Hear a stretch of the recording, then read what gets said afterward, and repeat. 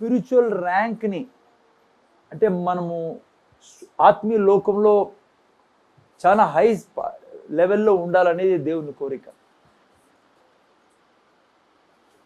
So ఎప్పుడైతే నువ్వు ఆత్మీయంగా ఎదగలేకుంటే, ఆత్మీయ లోకంలో ఎదగలేకుంటే, ఆత్మీయంగా ఎదగకోకుంటే చాలా ప్రాబ్లమ్స్ ఫేస్ చేయాల్సి వస్తుంది పిల్లలు. ఈవెన్ ప్రభువులో ఉన్నా కూడా మనం. ఈరోజు సాయంత్రం నేను నా పాయింట్ లేదు కానీ ఇప్పుడు ఎందుకో పైకి వస్తుంది అది.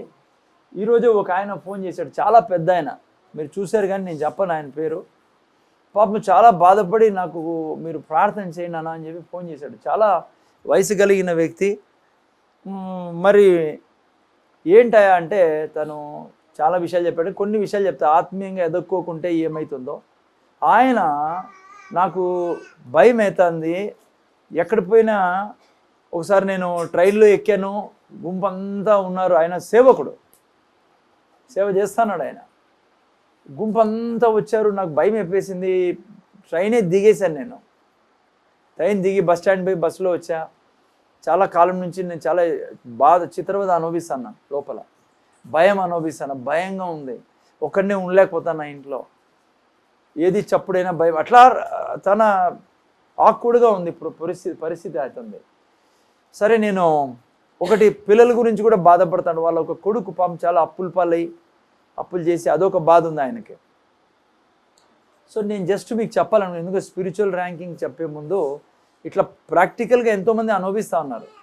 కొంచెం సేపు నేను మాట్లాడా, చాలా ధైర్యం వచ్చింది ఆయనకు. నేను రెండు విషయాలు చెప్తాను బ్రదర్ అన్న. ఒకటి, నీ కొడుకు గురించి కోడల గురించి నువ్వు అస్సలు ఆలోచించకు. నువ్వు ఆలోచిస్తా అంటే నువ్వు దిగులు పెట్టుకుంటే దానికి నువ్వు దిగుల్లో ఉన్నావు. ఇప్పుడు చెప్తున్నావు వాళ్ళు చేసానే పనుల వల్ల ఒక పెద్ద దిగులు పట్టుకుంది నాకు.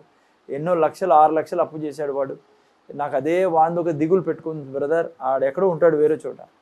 నువ్వు నీ కొడుకు గురించి కూతురు గురించి ఎవరి గురించి అని మీరు కూడా దిగులు పెట్టుకుంటున్నారు అంటే దేవుడు పని చేయకుండా మీరు ఆపుతున్నారని దేవునికి అర్థం. ఆలోచించాలా, దిగులు పెట్టకూడదు, చింతించొద్దు అన్నాడు దేవుడు. సో ఆయనకు అదే చెప్పా, నువ్వు దేవుని కృపని నమ్ము. ప్రభా నువ్వన్నావు నన్ను తలస్థానంలో పెడతాను కానీ తోకస్థానంలో పెట్టనన్నావు. నా పిల్లల భారం నీ మీదే వేస్తాను, నువ్వు చూసుకోవాలా, నీ బాధ్యత ఇది. నువ్వు చెప్పావు నీ పక్కన 1000 మంది పడినా కుడిపక్క 10 మంది పక్కన 1000 మంది కుడి పక్కన 10,000 మందికి ఉన్న విపత్తి నీకు రాదన్నాను. నేను నమ్ముతానా, నీ బాధ్యత. నా పిల్లలకి ఆరోగ్యం, నా పిల్లలకి వాడు 6 లక్షలు అప్పు చేశాడు, భార్యాభర్తలు అప్పులు చేసుకుంటా ఆడ ఉన్నారు, ఇద్దరు అట్లా వాళ్ళే. నువ్వు చూసుకో, నీ బాధ్యత అది. నువ్వే అన్నావు చింతించద్దు, ఏం తిందుమా, ఏం తాగుదుమా, ఏం ధరించుకుందుమా అని. ఫస్ట్ ఇది చేయలేను. ఎవరు చింతిస్తారంటే దేవుని కృపని నమ్మని వాళ్ళు. దేవుని కృపని నమ్మని వాళ్ళు చింతిస్తారు. వాళ్ళు ఏ దాంట్లో ఉన్నారంటే విశ్వాసంలో లేకుండా భయంలో ఉన్నారు. మా విశ్వాసంలో నడిచేవాడు ఏం చేస్తాడు? ఇప్పుడు మాట్లాడకూడదు నేను. విశ్వాసంలో నడిచేవాడు ఎప్పుడూ ప్రార్థన చేయాలా, సాతాన్ శక్తుల్ని బంధించాలా, విరగొట్టాలా, పారద్రోలాలా, దిగులు పడకూడదు. అది ఒకటి. రెండవది, తను ఈ భయానికి కారణం ఏమంటే ఆయనకి చెప్పాను నేను ఈరోజు, నోరు తెరిచి అనుక్షణం ఇక్కడ కూర్చున్న మీరు కూడా, నేను నీతిమంతురాలిని, యేసు క్రీస్తులో నేను నీతిమంతుడను, నీతిమంతురాలు. ఈ పెదవుల్లో హృదయంలో 2 ఉండాలి, ఊరికే పెదవుల మీద ఉండే కాదు. ఎందుకంటే దేవుడు తన కుమారుడు ద్వారా తన కుమారుని పాపంగా మార్చి నిన్ను నీతిమంతురాలుగా మార్చాడు, నన్ను నీతిమంతుడుగా మార్చాడు. సాతాను నువ్వు పాపివి, నేను పాపంలో ఉన్నా, నేను పాపాత్ములని ఇంకా ఆ యొక్క సెన్స్లో ఉంటే వాడు నిన్ను భయపెడతాడు. అందుకే నోరు తెరిచేమనలా, I'm righteousness of God in Christ Jesus. నేను నీతిమంతుడు, నేను నీతిమంతుడు, నేను నీతిమంతుడు, రక్తంతో కడవను, నేను నీతిమంతుడు.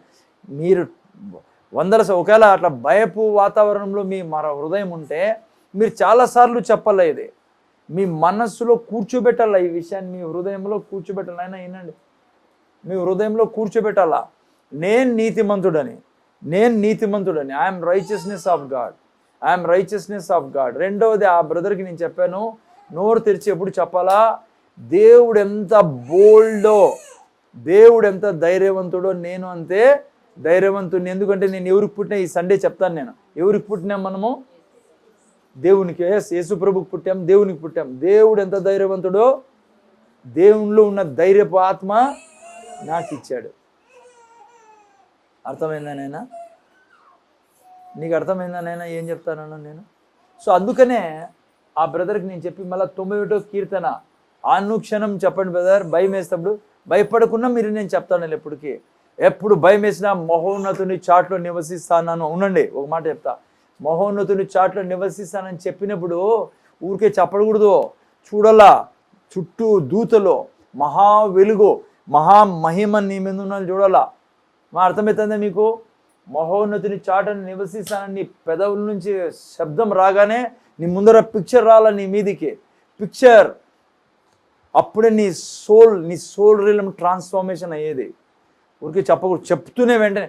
ఉదాహరణకి యేసయ్య తిన్న దెబ్బల చేత నాకు స్వస్థత లభించింది అంటానంటే నీ బాడీ మీద కరెంట్ చూడలను, నీ బాడీలో మహిమను చూడాల, దేవుని మహిమను.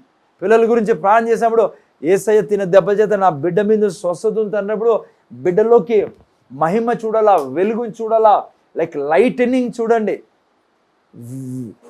బిడ్డ సపోజ్ కళ్ళల్లో సమస్య ఉందనుకోండి, బిడ్డలో అమ్మ వింటానారా, కళ్ళలో సమస్య ఉందనుకో, యేసయ్య తిన్న దెబ్బల చేత నా బిడ్డలో స్వస్థత ఉంది, కళ్ళల్లో స్వస్థత ఉన్నప్పుడు కళ్ళల్లో లైట్నింగ్ చూడండి.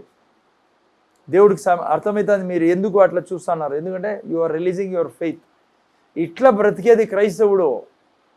నోరు టేప్ వేసుకుని ఉండి నేను హ్యాపీగా ఉన్నానంటే అది ఇంపాసిబుల్. అది నీకు యేసు ప్రభువే ఉండలేకపోయారు, యేసు ప్రభువే చెప్పాల్సి వచ్చింది. ఇట్ ఈస్ రిటర్న్, ఇది రాయబడింది. సైతాన వానికి నువ్వు రాయబడింది అన్నప్పుడే పారిపోయేవాడు. ఆయనకు చెప్పాలి పాపం ఎక్కడ లేని దేవుడు. చాలామంది క్రైస్తవులు తెలియదు, నలిగిపోతాడు. ఎన్ని రోజుల నుంచి నలిగిపోతున్నాడు ఆయన. అన్నా సేవ చేయలేను అనుకుంటాను అన్నా నాకు అనిపిస్తుంది యేసు ప్రభువుని విడిచిపెట్టి అడనా ఏమైపోతానని నేను. ఆయనకు అనిపిస్తుంది ఆయన నరకానికి పోతాడని. నరకం అనేది డిక్షనరీలో నుంచి తీసేసేయండి. మరి ఏం చేయాలి? నరకం అనేది తీసేసేయాలి మీరు డిక్షనరీలో నుంచి. అర్థమవుతుందనైనా కొద్దిగా బయట ఇస్తే ఆడిపించుకున్న పమ్ముకినమా ఆడ గాలికి ఇదవుతుంది.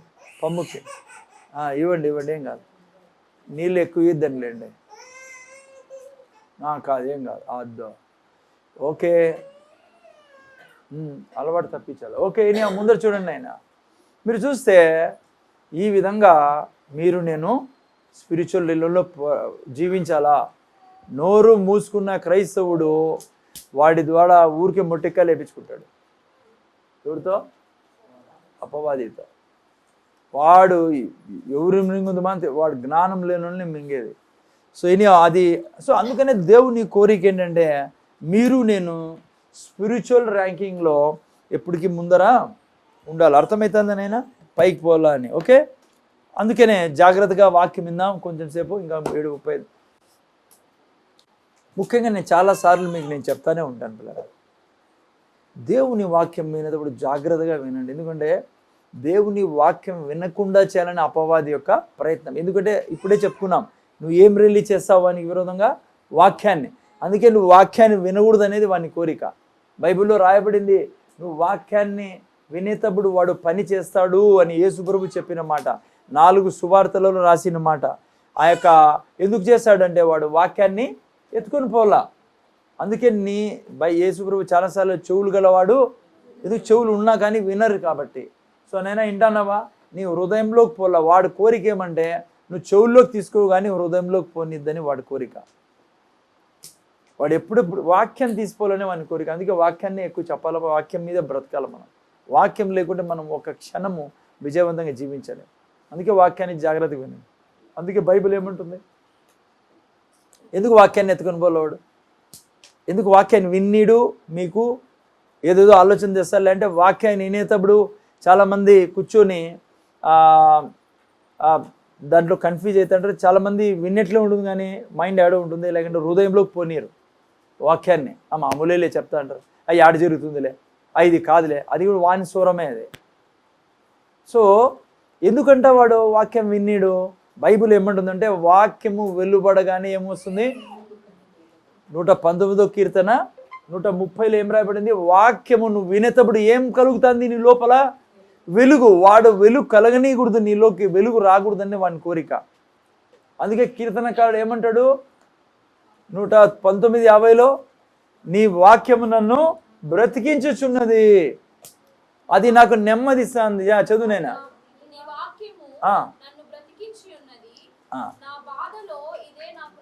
చూసారా, నువ్వు నెమ్మదిగా బతకాలంటే నీకేం కావాలా? వాక్యం. ఎందుకంటే వాక్యం ఏం చేస్తుంది? బ్రతికిస్తుంది. ఆ బ్రదర్తో మాట్లాడినప్పుడు ఆయనకి ఎంత ధైర్యం వచ్చిందంటే లాస్ట్లో నేను చెప్పాను, బ్రదర్ నీకు ప్రార్థనే చేయాల్సిన అవసరంలే, ప్రార్థనలు 10 మందితో చేయించుకున్న ఏం మంచిదే, కానీ ప్రార్థన అయిపోయినాక మళ్ళా వాడు వస్తాడు నీ దగ్గరికి. నువ్వు వాడిని ఎగరగొట్టేదానికి ఒకటే నువ్వు వాక్యము. అందుకే చూడండి, వాక్యం యాడికి పోనిలా, హృదయంలోకి వెళ్ళాను, చెవుల్లోకి మాత్రం కాదు. ఎందుకు చెప్తున్నాను ఈ మాట? చాలామంది విన్నట్లే ఉంటారు, ఇట్లే చూస్తూ ఉంటారు, లోపల ఏందో పోతూ ఉంటుంది, యాడో ఎవరిదోని గురించి ఆలోచిస్తుంటారు కదా. మమ్మూని రహస్యం చెప్పేసాను లేదా? ఇంటుంది ఈడే ఉంటారు, కానీ హృదయంలో వేరే పోతా ఉంటాయి. ఆ పాప ఏడవేందా నేను చూడాలి, వాళ్ళు నాకు చూస్తూ అంటారు, లోపల ఏందో జరుగుతూ ఉంటుంది. రాత్రి ఏం చేసిందో ఏమో, నంచుకునే ఏమైనా చేసిందో లేదా, మధ్యాహ్నం పప్పు పెట్టిందా, సాయంత్రం ఏమైనా చికెన్ ఉందా లేదా, ఫ్రై. సో హృదయంలోకి వాక్యం పోలేదు. ఎందుకంటే హృదయంలో నుంచి ఏం బయలుదేరుతాయి? జీవజలధారలు. అందుకే బైబిల్లో ఏం రాబడింది? 4:22 సామెతల గ్రంథంలో, వాక్యం దొరికిన వారికి ఏం దొరికిందంట? జీవం దొరికిన. ఆ సర్వ శరీరానికి వాక్యం ఆరోగ్యం ఇచ్చేదనైనా. వాక్యం నీ దగ్గర ఉంటే ఎస్ మిగతావన్నీ తినాలా, తాగాలా, ఎక్సర్సైజ్ చేయాలి, ఇవన్నీ మంచిది, కానీ వాక్యం నీ దగ్గర ఉండాలి.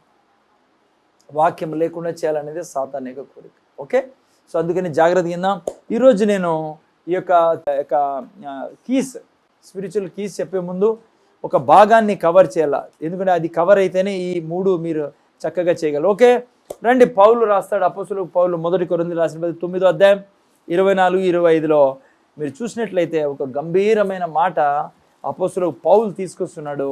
చదవండి ఎవరైనా. 24 నుంచి. పందెపు రంగమందు పరిగెత్తు వారందరూ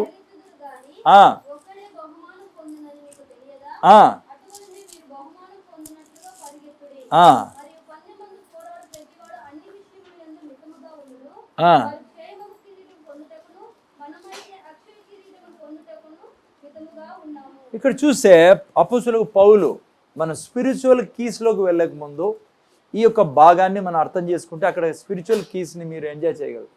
ఏమంట మహాశయుడు అపోస్తలుడు పౌలు ఏం చెప్తున్నాడు ఇక్కడ? మనల్ని ఒక అథ్లీట్తో, ఇంగ్లీష్లో తెలుగులో ఏం రాబడిందమ్మా? పరుగు పందెం. ఓకే, ఇని అథ్లెట్ కోర్సుకు మనకు కంపేర్ చేయడం జరుగుతుంది. ఒక రకంగా చెప్పాలంటే మీరు నేను అథ్లెట్ లాగానే ఈ యొక్క జీవితాన్ని జీవించాలి ఈ భూమి మీద. ఇక్కడ రాస్తూ అంటాడు, పందెమందు రంగం పరిగెత్తురు కానీ ఏమంట? బహుమానం పొందాలని మీకు తెలియదా? మీరును బహుమానం పొందాలని పరిగెత్తాలా? వీళ్ళు మీరు చూస్తే మరియు 10 మంది పోరాడు ప్రతివాడు ఎందుకు పరిగెడతాడంట? మీరు ఆ యొక్క ట్రాఫీ కొరకు పరిగెడతా ఉంటాడు. ఓకే, మీరు నేను పందెంలో ఉన్నాం. అది పౌలు మీ ముందు నా ముందు తెస్తున్నాడు. మీరు నేను అథ్లెట్స్ అయి ఉన్నాం. పరుగు పందెంలో ఎట్లయితే అథ్లీట్, మీరు ఎప్పుడైనా చూసిండే అథ్లీట్ మీరు చూసారు ఎవరన్నా? ఎవరన్నా మీరు అథ్లీట్ అంటే ఏదో మైసూర్ పాక్ అనుకున్నారు. మనిషి అథ్లీట్ అంటే ఏదో ఇంగ్లీష్లో చెప్తాను ఆయన, అదొక స్వీట్ ఏమో అనుకున్నారు. అర్థమైందా? ఆటగాడు. ఓకే, మీరు చూస్తే పందెము నిజంగా చెప్పాలంటే ఇంగ్లీష్ వర్షన్లో మీరు చదివితే మనము కంపీట్ చేస్తున్నాం, కాంపిటీషన్లో ఉన్నాం. అయితే నా కాంపిటీషన్, నా పోరాటము మనుషులతో కాదు పిల్లరా. మీరు వినాలి, ఈ పాయింట్ చాలా ఇంపార్టెంట్. మీరు నేను కాంపిటీషన్ కలిగి ఉండాలి, కానీ ఇతరులతో కానే కాదు మన కాంపిటీషన్. ఆత్మీయంగా మీరు అర్థం చేసుకోండి. మన కాంపిటీషన్ ఎవరితో అంటే మనతో. ఎవరితో కాంపిటీషను? మీతో, నాతోనేనైనా. ఎప్పటికీ ఈ పాపతో కాంపిటీషన్, ఆ బ్రదర్తో కాంపిటీషన్, ఈ బ్రదర్ సాయితాన్ని ఎప్పుడు చెప్తుంటాడు, ఆ పాపతో కంపీట్ చేయి, ఈ పిల్లడితో కంపీట్ చేయి, వాళ్ళతో కంపీట్ చేయి. నువ్వు ఆత్మీయంగా ముందుకు పోలేవు అట్లా చేస్తే. ఎందుకంటే మనం అందరము పందెంలో ఉన్నాం. నా పందెము అంటే నా యొక్క దేవుడు రకరకాల కాలింగ్ నీకు నాకు పెట్టాడమ్మా. రకరకాల పని పెట్టాడు. అందుకనే నాకు తనతో కాంపిటీషన్ అవసరమే లే. ఎందుకంటే నాకు పరుగు ఉంది, తనకు పరుగు వేరే ఉంది. అందుకే కాంపిటీషన్ ఎవరితో వేరే వాళ్ళతో లేనిది క్రైస్తత్వంలో. మనతోనే కాంపిటీషన్ ఉండాలి. ఎట్లా కాంపిటీషన్? అది కూడా చెడ్డ కాంపిటీషన్ ఉండకూడదు. అంటే సపోజ్ కాంపిటీషన్ ఏంటి? ఉదాహరణకి అర్ధ గంట సేపు ప్రార్థన చేసుకుంటా ఉన్నా, నువ్వు విన్నావు, ఎవరో 2 గంటలు చేసుకోవడానికి, తనతో కంపీట్ చేయొద్దు. నీకు నీవే కాంపిటీషన్. ఎట్లంటే నేను అర్ధ గంట చేస్తాను, నేను రేపటి నుంచి 40 నిమిషాలు చేస్తా, అలాగా నేను పెంచుకుంటూ పోతా. ఎందుకంటే నేను ప్రభు కలిసి భూమి మీద పరిపాలిస్తున్నాము. అది ఒక ఏమంటారు, అది చాలా మంచి కాంపిటీషన్ కలిగి ఉండాలంటే దాన్ని ఏమంటారు, హెల్తీ కాంపిటీషన్ ఉండాలి మీకు నాకు. ఇప్పుడు ఈ సిస్టర్కి మంచిగా దేవుడు వాడుకుంటా అన్నాడు, పరిశుద్ధాత్మ వరాలు కలిగి ఉంది, వెంటనే 1000 మంది చర్చిలోకి వస్తున్నారు. మనం ఏం చేయాలా? కంపీట్ చేయకూడదు, తనతో సంతోషించాలా. ఎందుకు చెప్పండి? కృప ద్వారా తను చేస్తాండేది. 10,000 మంది ఆమె సంఘంలోకి వస్తానంటే ఆమె శక్తితో కాదు, నా శక్తితో ఒక్కరిని కూడా తేలేను నేను. అందుకని ఆనందించాలి. ఎందుకు చెప్పండి? ప్రభువు పని. అందుకే ఆమె కూడా గర్వం రాకూడదు. 10,000 మంది వచ్చినారు, ఏఎల్ చర్చిలో చూడండి 10 మంది కూడా లేరు, 100 మంది లేరు, అట్లా ఎవరికి రాకూడదు.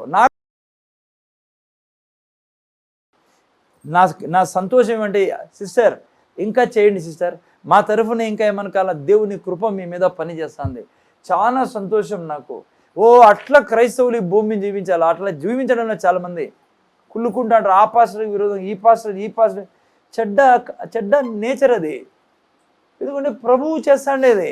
ఇప్పుడు సతీష్ కుమార్ బ్రదర్ సతీష్ కుమార్, ఆయన సంఘం అనుకోండి, ఇలాంటి ఇక్కడ అనంతపురం ఉన్న పెద్ద అగాబే చర్చ్ అనుకుందాం, మనం సంతోషించాలి. ఆడ 1,00,000 మంది వస్తారన్నారంటే ఇంకా ప్రోత్సహించాలా.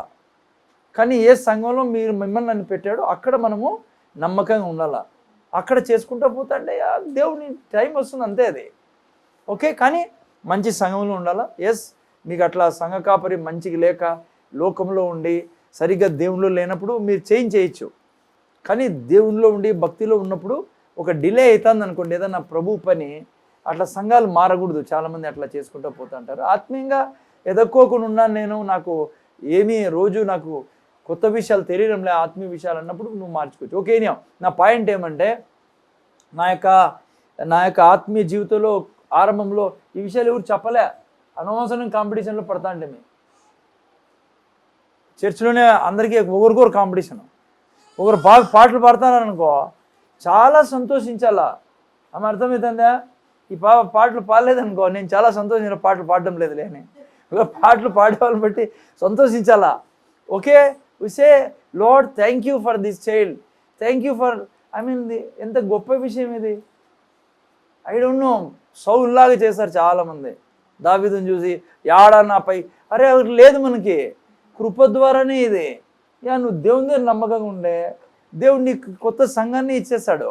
దేవుడు నీకు 10,000 మంది ఏ చర్చిలో పెట్టుకొని నిన్ను వేరే టాలెంట్ ఇచ్చి దేవుడు వాడుకోవచ్చు. నిన్ను ప్రాఫిట్గా చేయొచ్చు, నువ్వు అపోస్టల్గా కావచ్చు, లేకుంటే నువ్వు ఎవెంజలిస్ట్గా కావచ్చు. చర్చిలోనే ఉంటావు, బయటికి పోయి ప్రాఫిటిక్ పని చేస్తూ ఉంటావు, ఎవెంజలిజం చేస్తూ ఉంటావు, మళ్ళీ సంఘంలోకి వస్తావు. సంఘంలో నీకు స్థానికంగా ఒక సంఘం ఉండాలి కాబట్టి. సో సపోజ్ రేపు దాము లేదంటే రామకృష్ణ వీళ్ళు ఎవరైనా మంచి దేవుడు గిఫ్ట్స్ ఇచ్చి ఆపరేషన్, ఎప్పటికీ వీళ్ళు గర్వం రాకూడదు. నేను చూడు మా పాస్టర్ కంటే ఎంతమంది ఫాలోవర్స్ ఉన్నారో నాకు. దాము నీకు రేపొద్దున ఎక్కువ ఫాలోవర్స్ అయినారనుకో, నన్ను మర్చిపోకో, తండ్రిని ఎప్పుడు మర్చిపోకూడదు. సో ఈ హెల్తీ కాంపిటీషన్ ఉండాలి, కానీ అగ్లీ కాంపిటీషన్ ఉండకూడదు. ఆ పాప బాగుపడుతుందంటే కొంతమంది చూశాను నేను, మన సంఘంలో లేదనుకో, ఇప్పుడు కొద్దిగా ఎదుగుతున్నాం, కొత్తలో కొన్ని చిన్న బలహీనతలు, ఇప్పుడు దేవుని కృపన్న బాగా ఆత్మీయంగా ఎదుగుతున్నాం కాబట్టి కొన్ని చోట్ల ఆ పాప పాడుతుందంటే ఆ పాపను ఊరికే గబ్బులు లేపేశారు పోయి కదమ్మా. ఆ పిల్లడు బాగా వాక్యం చెప్పాడు అనుకో, ఏందో తప్పులు తీసా అంటారు. అట్లా చేయకూడదు పిల్లరా, మనం ఇంకా ఇతరుని ప్రోత్సహించాలా. అమ్మా నాకు చాలా సక్సెస్ఫుల్ ఎప్పుడంటే, నేను మీరంతా శిష్యులయ్యి ప్రీచ్ చేసినప్పుడు, మీరంతా సంఘాలు కట్టినప్పుడు. ఓకే, సో కాంపిటీషన్ రాసినారని చెప్పి పందెంలో ఉన్నారని చెప్పి ఆ పందెంలో పడద్దండి. పౌలు ఏమన్నాడంటే, మనము పందెంలో ఉన్నాం, వాళ్ళలాగా మనకు ఒక పందెం ఉంది. ఓకేనా నైనా? ఓకే. అయితే ఇక్కడ చూస్తే ఎందుకు అథ్లెట్తో పోల్చాడు మనల్ని? ముఖ్యంగా అథ్లెట్తో పోల్చాడు, ఏ క్రీడాకారుడైనా సరే. అయితే మీరు చూస్తే ఈ యొక్క కారణము ఏంటంటే తను పౌలు ఇక్కడ ఏం తీసుకురావాలంటానంటే మన జీవితాల్లో ఒక అథ్లీట్ దగ్గర ఉండే బెస్ట్ గుణం ఎవరని చెప్పగలరా? అమ్మా ప్రాక్టీస్, ఇంకా పట్టుదల, ఇంకా ఏందో అంటున్నారు, ఇంకా ఏం చెప్పండి, చెప్పు నాయనా. త్రివేణి చెప్పు. త్రివేణి, నువ్వు మెడికల్ సైడ్ నుంచి నీకు అప్పుడే అర్థమైంటుంది. పక్కన వాళ్ళని చూసి ఊరు ఏదో అంటాను, ఏమి స్పెషల్? ఓకే, నాకు అదే పనిగా నేను అడుగుతాను, ఎందుకంటే ఇదే ఈ మొత్తం 2 రోజుల్లో 2 సిరీస్కి ప్రధానమైంది. ఈ యొక్క స్పోర్ట్స్ మెన్ దగ్గర నంబర్ 1 క్వాలిటీ సార్ పౌలు ఏం చెప్పాలనుకున్నా అంటే డిసిప్లిన్, తెలుగులో క్రమశిక్షణ. ఇదే అతని దగ్గర ఉండేది, ఇదే తన జీవితానికి పునాది. అర్థమవుతుందా పిల్లరా? ఎందుకు పౌలు తీసుకొస్తాడు అంటే పౌలు గ్రేస్ ప్రీచర్ పిల్లరా, కృపను గురించి ప్రీచ్ చేసే ప్రీచర్, మీకు తెలుసు కదా. అయితే చాలాసార్లు మీలాంటి నాలాంటి వాళ్ళు, ముఖ్యంగా ఏఎల్ సంఘంలో ఉన్నవారు, కృప గురించి వింటున్నాం, కృప రక్షించిందని విన్నాం, కృప కాపాడుతుందని వింటున్నాం, కృపలో జీవించడం మనం వినబోతున్నాం. సో మనకి వెంటనే ఏమైందంటే ఇంకేం లేదు, దేవుని కృప నా మీద ఉంది, ఇష్టానుసారంగా బ్రతకచ్చులే, ఎట్లయినా ఆయన దీవిస్తాడు అనుకుంటే చాలా పొరపాటు పడుతున్నాం మనం. డిసిప్లిన్లో లేని క్రైస్తవుడు దేవుని ఆశీర్వాదాలు అనుభవించలేదు. నేను మాట్లాడిన దైవజనుడు నాకు అప్పుడే అర్థమైంది, ఇప్పుడే కాదు కొంతకాలం నుంచి నేను చూస్తున్నప్పుడు, ఈ డిసిప్లిన్ లేకుంటేనే పిల్లల శత్రువు కూడా మీ మీద వాడు చేసే ప్రయత్నం చేస్తాడు. డిసిప్లిన్ చాలా ముఖ్యం మనం. ఓకే, సో డిసిప్లిన్ లేని క్రైస్తవుడు మాత్రము స్వర్గానికి పోగలడేమో, కృప ద్వారా పోగలడేమో కాదు, పోతాడు, రక్షణ పొందుకున్న బిడ్డ. భూమి మీద డిసిప్లిన్ లేనోడు చాలా చిత్రహింసలు అనుభవిస్తాడు, ప్రభులో ఉండి కూడా. స్వర్గానికి పోతాడు కానీ సంతోషంగా ఈడ బ్రతకలేడు. ఎవరు ఏం లేనోడు? డిసిప్లిన్లో లేడు. లోకంలో ప్రజల్ని చూడండి, ఓకే అథ్లెట్నే చూడండి. నేను కొద్ది రోజుల క్రితం మీకు చెప్పిన మైకెల్ ఫిలిప్స్ అనే వ్యక్తి పిల్లరా, లైక్ తను స్విమ్మర్ అనమాట. నేను చింటూ ఇక్కడ చూడు, స్విమ్మర్, పిల్లల దిక్కు చూడకండి, స్విమ్మర్ పిల్లరా. ఆయన ఒలింపిక్స్కి 5 years బ్యాక్ ఒకరోజు పత్రికా టీవీ ఛానల్స్ అన్నింటినీ పిలిచాడు. సరే స్పోర్ట్స్ మ్యాన్ పిలిచాడు కదా, ఏం చెప్తాడో అని చెప్పి అందరూ వెళ్ళినప్పుడు నెక్స్ట్ ఒలింపిక్స్లో సుశాంక్ ఇక్కడ చూడు, ఇక్కడ ఒలింపిక్స్ చూడు, నెక్స్ట్ ఒలింపిక్స్లో ప్రపంచంలో అందరికంటే నేను ఎక్కువ మెడల్స్ తీసుకొస్తాను అన్నాడు ఆయన. ఛాలెంజ్ నాది అన్నాడు. అందరికంటే ఇండివిజువల్గా నేను అందరికంటే ప్రపంచంలో ఎక్కువ మెడల్స్ తీసుకొస్తాను అన్నాడు. అందరూ నవ్వారు. బయటకు వచ్చి టీవీ రిపోర్ట్స్ అంతా చాలా ప్రౌడ్ ఫెలో అది ఇది అన్నీ రాశాడు. కానీ జరిగిందేమో తెలుసా, నెక్స్ట్ ఒలింపిక్స్లో ప్లరా అందరికంటే ఎక్కువ గోల్డ్ మెడల్స్ తీసుకొచ్చాడు. ఇప్పుడు టోటల్ ఆయన మెడల్స్ ఎన్నో తెలుసా? 23 గోల్డ్ మెడల్స్. ప్రపంచంలో ఇంకెవరి దగ్గర లేవన్ని మెడల్స్ నేను అనుకుంటాను, నాకు తెలిసి. ఆయన 23 gold medals, 3 bronze medals, 3 silver medals, 2 bronze, total 28 medals. నీకు తెలుసా 23 మెడల్స్ అంటే అర్థమేమో? 23 ఈవెంట్స్లో ప్రపంచంలో తనలాంటి వాడు ఎవరు లేడు. ఎందుకో తెలుసా? తను ఏం చెప్పాడో తెలుసా? తన యొక్క విజయానికి కారణము డిసిప్లిన్. ఆయన అంటాడు, స్విమ్మర్ ఆయన, జ్వరం వచ్చినా కూడా స్విమ్మింగ్ ప్రాక్టీస్కి పోయేవాడు అంట. మా ఇంటన్నారా? జ్వరం వచ్చినా కూడా స్విమ్మింగ్ ప్రాక్టీస్ పోయేవాడు.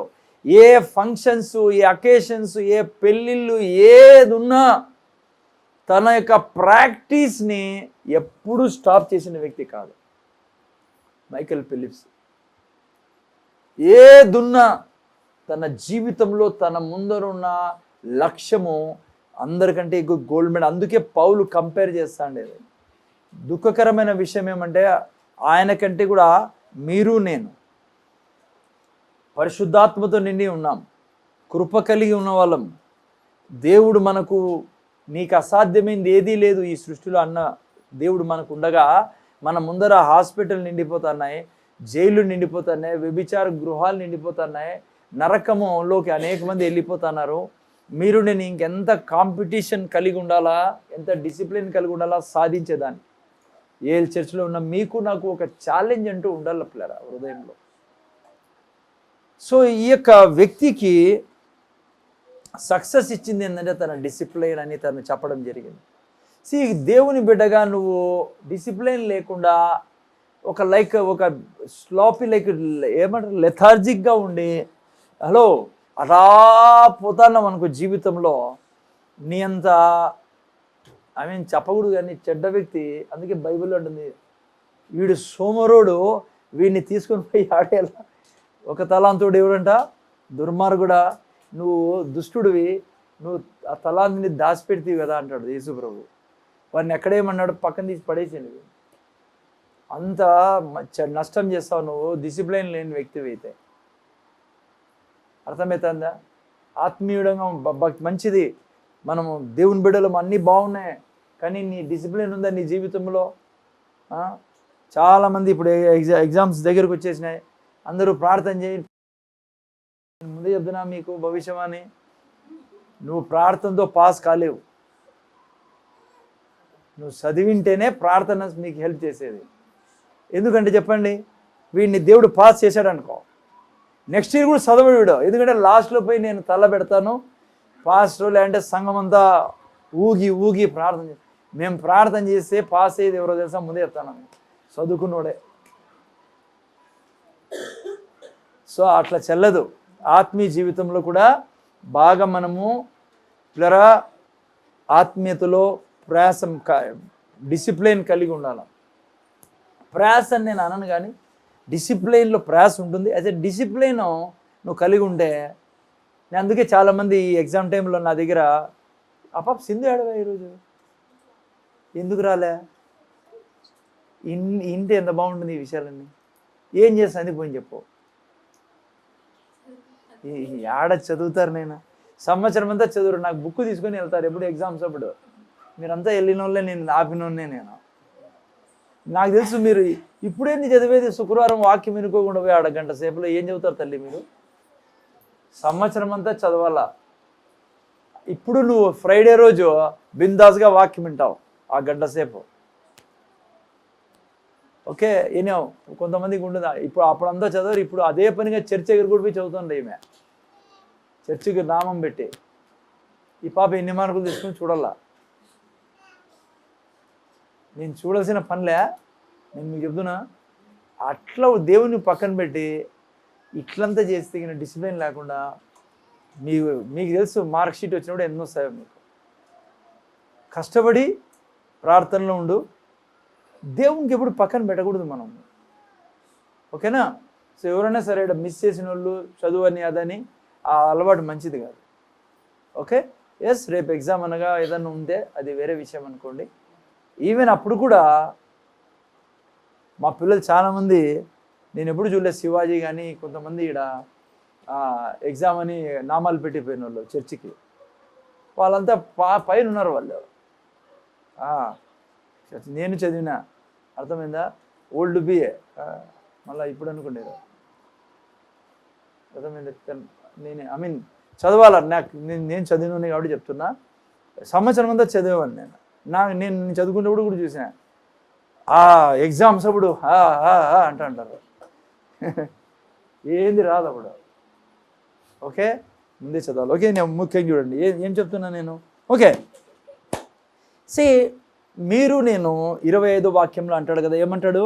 మరియు పందెమందు పోరాడు ప్రతివాడు అన్ని విషయంలో మితముగా ఉండును కదమ్మా, వారు క్షేమగు కిరీటం పొందుటకును, మనమైతే అక్షేమగు కిరీటం పొందుటకు.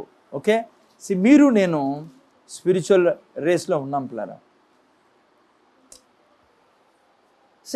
మీరు చూసినట్లయితే ఈ ఒలింపిక్స్లో పాల్గొనే వాళ్ళు స్ట్రైట్గా ఒలింపిక్స్ పోరెప్లారా ఆడతారు ఫస్ట్ స్కూల్లో, పల్లెల్లో, మళ్ళా టౌన్ లెవెల్లో. మీరంతా స్పోర్ట్స్ మెన్ ఎవరు ఉన్నారో ఆడింటారు మీరు. మన వాళ్ళంతా క్రికెటర్స్ అనుకుంటా, అథ్లీట్స్ ఎవరు లేరేమో. ఓకే, ఆ తర్వాత మీరు చూస్తే డిస్ట్రిక్ట్ లెవెల్, స్టేట్ లెవెల్, అట్లా ఆత్మీయ జీవితంలో కూడా అంతే పిల్లరా. ఈ అథ్లెట్ని పోల్చే ముందు ఆత్మీయ జీవితంలో కూడా మీరు చూస్తే మనము ఫస్ట్ ఎక్కడ స్టార్ట్ చేయాలా? ఫ్రెండ్కి స్టార్ట్ చేయాలా. గాస్పల్ చెప్పడం ఫ్రెండ్కి స్టార్ట్ చేయాలా. ఆ తర్వాత పక్కింట్లో వాళ్ళకి. ఈవెన్ దేవుడు యొక్క యేసుప్రభువు కూడా ఏమన్నాడు? మీరు యెరూషలేములోను, యూదయను, సమరయ, ఆ తర్వాత తెలుసు కదా మీకు బూదిగంతములు అంతా కూడా. సో ఒలింపిక్స్లో లైక్ దేవుని బిడ్డలుగా మీరు నేను అథ్లెట్ ఎందుకు పోలుస్తా అంటే ఫస్ట్ అది. ఓకే, సెకండ్ కాంపిటీషన్ మనకు ఉండాలి ఎప్పుడు. ఎవరితో? మనతో మనకే. ఎందుకంటే మనము కృప ద్వారా నడుస్తాం. లోకస్తులకి వేరే టైప్ కాంపిటీషన్. ఈవెన్ చదువులో కూడా నేను ఈరోజు 80 మార్క్స్ తెచ్చుకున్నా అనుకో, 90, ఇంకో పాప 100 తెచ్చింది. ఆ పాపను చూసి ఏడ్చుకుంటా ఎవరో హ్యాంగ్ చేసుకోవడమో, మందు తాగడమో అమ్మా లేదంటే ఇంకా ఏమో అట్లా గలీజ్ పనులు చేద్దాడు, దయ్యాల పనులు అవన్నీ. 100 వచ్చింది, నీకు 90 వచ్చింది. ఆ బిడ్డకి బట్టి ఆనందపడు. ఎందుకు చెప్పు? ఎందుకు ఆనందపడాలా చెప్పు నక్షత్ర? ఒకరికి 100 వచ్చింది, నీకు 90 వచ్చాయి. నేను అంటాను ఆ పాపను చూసి ఆనందపడమని. ఎందుకు ఆనందపడాలి ఆ పాపను చూసి? అమ్మా ఎందుకు ఆనందపడాలి చెప్పండి, ఎవరన్నా చెప్పండి ఎందుకో. అమ్మా 90 వచ్చిన వాళ్ళు, నేను 90 వచ్చింది, దివ్యాకి 100 వచ్చింది, నేను హ్యాపీ కావాలంట. పోనీ ఆత్మీయంగా ఈ పాప 100 మందిని దేవుళ్ళకి తెస్తా ఉంది, నేను ఎవరో 2 నేను హ్యాపీ కావాలంట ఆ పాపని చూసి. ఎందుకు? నేను మోని ఎందుకు చెప్పండి? ఎందుకు హ్యాపీ కావాలంటే 90 వచ్చాయి, ఆ పాపకి 100 వచ్చాయి. 100 వచ్చిన పాపని చూసి ఎందుకు ఆనందపడాలంటే నేను కూడా 100 వచ్చే అవకాశము 100 మందిని పాప ఆత్మలు జయించింది నాకు అవకాశము ఉంది. కాంపిటీషన్ ఎవరితో? ఈ పాపతో కాదు, నాతో నేనే కాంపిట్ చేయాలా. ఓకే, అక్కడికి చేయగలను. ఎంత ఆనందం, నాకు ఎంత ఆనందం వేస్తుంది తెలుసా? ఎవరిని చూసి? బిల్లిగ్రామ్ అన్నని చూసి. బిల్లిగ్రామ్ అంకులు 17 కోట్ల 20 కోట్ల మందికి చెప్పాడంట సువార్త. ఆహా, పౌలు ఎంగిచ్చో 20-30 లక్షల మంది సంఘంలో ఉండేవాళ్ళు. ఆహా ఎంత సంతోషం, 30 లక్షల మంది చర్చిలో పట్టగలరు. లేదంటే ఇంకో ఆయన 1000 మంది. ఆహా ఎంత సంతోషం ప్రభువా, నా ప్రభువే కదా 1000 మంది ఇచ్చినది. ఒకరోజు నాకు కూడా ఈరోజు లేకున్నా రేపు ఒక ఆనందం. 10,000 మంది, ఓ గుడ్, ఉంది అవకాశం. నా దేవుడు అట్లా పనులు వేరే వాళ్ళ జీవితంలో చేయకోకుంటే మనం నిరుత్సాహపడేవాళ్ళం. అర్థమవుతుందా మీకు? అందుకే సంతోషం. ఓకే, మెయిన్ పాయింట్ రండి. ఇప్పుడు పౌలు అంటాడు 26-27లో చూస్తే, కాబట్టి నేను గురి చూడని వాని వలె పరుగెత్తు వాడను కాను, గాలిని కొట్టినట్లు నేను పోట్లాడుట లేదు. కానీ ఒకవేళ అయినాలనైనా ఇతరులకు ప్రకటించిన తర్వాత నేనే భ్రష్టుడైపోదునేమో అని నా శరీరం నలగొట్టి దానిని. చూసారా పిల్లరా? చాలా ఇంపార్టెంట్. నేను వేరే డిసిప్లిన్లకు మళ్ళీ వస్తాను, నేను మీకు ఎగ్జాంపుల్స్ ఇచ్చి. ఇక్కడ చూస్తే పౌలు కొత్త నిబంధన గ్రంథం రాసిన వ్యక్తి, 3/4 న్యూ టెస్టిమెంట్ రాసిన వ్యక్తి ఏమంటాడు? నేను ఇతరులకు బోధించి భ్రష్టుడైపోదునేమో అని ఏం చేస్తాడంట? నా శరీరాన్ని నా శరీరాన్ని నల్లగొట్టడం అంటే డిసిప్లైన్లో ఉంటాను అని తెలుగులో మంచిగా రాశాడు. డిసిప్లైన్ ఒక రకంగా శరీరాన్ని నల్లగొట్టుకోవడం. అథ్లెట్ ఏం చేశాడు? శరీరాన్ని నల్లగొట్టుకుంటాడు. అటుకు వస్తాను నేను. ఓకే, సో నేను చూశాను పిల్లరా, ఈ డిసిప్లైన్ లేకుండా ఉండే వ్యక్తులు చాలామంది భ్రష్టు పట్టిపోయారు. దైవజనులు నేను చూసా, కొద్ది రోజుల క్రితం నేను విన్నా వేరే చోట ఎక్కడో. ఈ అనంతపురంలో చూసాము, లేదంటే ఈ స్టేట్లో చూసాము. ఎంతోమంది ఇట్లా వ్యభిచారంలో పడి దైవ సేవకులు భ్రష్టు పట్టిపోయినారు, డిసిప్లైన్ లేక. అర్థమవుతుందా? భ్రష్టు పట్టిపోయి దేవుడు వాళ్ళని డిస్క్వాలిఫై చేయకపోవచ్చు. తన యొక్క కుమారత్వం నుంచి, తన యొక్క బిడ్డలుగా, కానీ మినిస్ట్రీ నుంచి డిస్క్వాలిఫై అయిపోయినారు. పరుగు పందెం నుంచి డిస్క్వాలిఫై. ఎంతోమంది ఇండ్లలో కూర్చున్నారు ఇప్పుడు. ఒకప్పుడు మంచి మినిస్ట్రీస్ వాళ్ళది. ఏం లేదు, డిసిప్లైన్ లేదు. సో ఇక్కడ పౌలు అంటాడు, నేను చాలా డిసిప్లిన్ కలిగి ఉంటాను అంటే నేనే ఇతరులకు చెప్పి భ్రష్టు పెట్టిపోతానేమో. చాలా జాగ్రత్తగా ఉండాలా. ఆఫీస్లో ఉంటారు, వేరే సెక్స్తో చాలా జాగ్రత్తగా ఉండాలి. మీరు అర్థమవుతుందా? చాలా దూరంగా ఉండాలా. ముందు చెప్పాను ఈ విషయాలన్నీ మీకు. యవనస్తులు చాలా జాగ్రత్తగా ఉండాలా. వాడు సైతాన్ ఎప్పుడు ట్రై చేస్తా అంటాడు నిన్ను, ఆయన ఎట్లా నిన్ను తృణీకరించాడు? ఎవరు? దేవుడు. నిన్ను మినిస్ట్రీలో తృణీకరించేటట్లా చేయాలి, ప్రజలు తృణీకరించేటట్లా. అందుకే చాలా జాగ్రత్తగా ఉండాలా. మన యొక్క శరీరాన్ని జాగ్రత్త పెట్టుకోవాలా. ఆపోజిట్ వాళ్ళతో మాట్లాడేటప్పుడు గౌరవంగా మాట్లాడాలి, దూరం ఉండి మాట్లాడాలా. అర్థమైందనైనా? ముఖ్యంగా గమనిస్తాడాల భార్యలు, తల్లిదండ్రులు గమనిస్తాడాల. పిల్లలు ఎవరితో మాట్లాడుతున్నారు, ఎట్లా మాట్లాడుతున్నారు, ఏం కథ, ఏడపోతున్నారు, మొబైల్ చెక్ చేస్తాడాలా. ఎందుకు చెప్పండి? చాలామంది భక్తిపరు తల్లిదండ్రులు నేను బాధపడడం చూశాను, ఏడవడం చూసేవాళ్ళు వాళ్ళ పిల్లలు వాళ్ళు చేసే వల్ల. ఎందుకు? సాతాను ఎప్పుడు ఉంటాడు పిల్లరా మన పిల్లల్ని, మన కుటుంబాలని ఎట్లా తిరిగి మినిస్ట్రీ ఆపాలా అని. ముఖ్యంగా దేవుని మీరంతా భక్తిలో ఉన్నారు, సేవ చేస్తూ ఉన్నారు, అందరూ సువార్తకు పోతున్నారు, మిమ్మల్ని గలీజ్ చేయాలి. అందుకే చాలా జాగ్రత్తగా ఉండాలా. మన సాక్ష్యాన్ని పోటుకోకూడదు. ఆపోజిట్ వాళ్ళతో దూరం ఉండాలి. ఆడపిల్లలతో, మగపిల్లలు దూరం. ఎస్ మాట్లాడతాం, మంచిగా ఉన్నాం, మంచిది, బట్ వాళ్ళతో దగ్గర ఫిజికలీ దగ్గర రాకూడదు. లేకుంటే ఇంకా చాలా మీకు అంతా బాగా తెలిసిన వ్యక్తులు. మీరు మంచోళ్ళు ఉండవచ్చు, కానీ సాతాను ఉన్నాడు ఈ లోకంలో. వాడు పౌలు అంటాడు నేను భ్రష్టు పట్టిపోతాను, జాగ్రత్తగా ఉంటాడంట పౌలు. సో అందుకనే మీరు నేను చాలా జాగ్రత్తగా ఉండే. ఓకే, ఇప్పుడు నేను మళ్ళీ మీకు డిసిప్లిన్ తీసుకోవాలి. ఎందుకంటే ఈ డిసిప్లిన్ అనే పదము పౌలు తీసుకొచ్చేదానికే అథ్లీట్తో మనల్ని పోలుస్తాడు. ఎవరితో? ఆటగాడితో. ఓకే, మీరు చూసినట్లయితే ఎవరైనా చదవండి. హెబ్రీయులకు రాసిన పత్రిక 12:11. హెబ్రీయులకు రాసిన పత్రిక 12:11 అమ్మ ఈ యొక్క ఓకే చదవండి, ఎవరైనా చదవండి. 12:11 గట్టి చదువునైనా. మరియు ప్రస్తుతమందు సమస్త శిక్షయు చూడ సమస్త శిక్ష అని రాబడింది తెలుగులో. అమ్మా ఇంగ్లీష్లో మీరు చూస్తే సమస్త డిసిప్లిన్, సమస్త సెల్ఫ్ కంట్రోల్, లేకుంటే డిసిప్లిన్ కొన్ని వర్షన్స్లో. అమ్మా ఇప్పుడు ఏమంట? సమస్త డిసిప్లిన్ ఎట్లుంటుందంట కదా? దుఃఖకరముగా కనపడును కానీ కనపడదమ్మా. మా డిసిప్లిన్ ఎప్పటికీ ఏం కనపడదు? సంతోషం కనపడదు, దుఃఖకరంగా కనపడుతుంది. అయితే అయినను దాని యందు అభ్యాసం కలిగిన వాడు, అంటే ఆ డిసిప్లిన్ లో అభ్యాసం కలిగిన వాడు అబ్బా తర్వాత ఏమవుతుంది? మా డిసిప్లిన్ లో పడితే నువ్వు సమాధానకరమైన ఫలం ఉన్నాయి దానికి. అర్థమవుతుందా? సో నేను చెప్పబోయే ఆ 3 పాయింట్స్ ఉన్నాయే స్పిరిచువల్ ర్యాంకింగ్లో ఎదిగేదానికి 3 keys. రేపు వారమే చెప్తాను, నేను ఆల్రెడీ డిసైడ్ అయినా, ఎందుకంటే స్టార్ట్ చేసి మళ్ళీ టైం సాల్వ్. అయితే ఆ 3 keysని నువ్వు జీవించాలి అంటే ఈ డిసిప్లిన్ దానికి బేస్. ఈ డిసిప్లిన్ లేకుండా ఆ 3 జీవితంలో పనిచేయవు. ఏమంట డిసిప్లిన్ అంటే? ఇది బాగా అర్థం చేసుకోండి ఆయన. వింటారా? డిసిప్లిన్ అంటేనే ఏది కష్టము, శిక్ష. అది ఏమంటారు తెలుగులో? దుఃఖకరం. ఇప్పుడు అందిస్తాను ఆయన. ఏం కరము? కరం. అది దుఃఖంగా ఉంటుంది చాలా. కానీ ఆ డిసిప్లిన్ నీకు ఏం చేస్తుందో తెలుసా? సమాధానం, ఆనందం ప్రతిదీ ఇస్తుంది. అందుకే డిసిప్లిన్ అనే పదాన్ని బాగా ప్రేమించాల. ఓకే, ఇప్పుడు నేను జాగ్రత్తగా ఈ భూమి మీద 2 రకాల మనుషులు ఉన్నారు పిల్లరా. ఒకరు మోటివేషన్తో జీవించేవాళ్ళు, ఇంకొకరు డిసిప్లిన్తో జీవించేవారు. వింటున్నారా? ఈనాడు ఇప్పటి నుంచి జాగ్రత్తగా వినండి. కొంతమంది ఉంటారు, ఒక కేటగిరీ మోటివేషన్తో జీవిస్తారు, రెండో కేటగిరీ డిసిప్లిన్లో జీవించేవాళ్ళు. ఏంటది నేను చెప్తాను. మోటివేషన్ అంటే ఏంటి అంటే ప్రేరేపణ, ప్రోత్సాహం. ఈ గుంపు ఉంటుంది ఒకటి.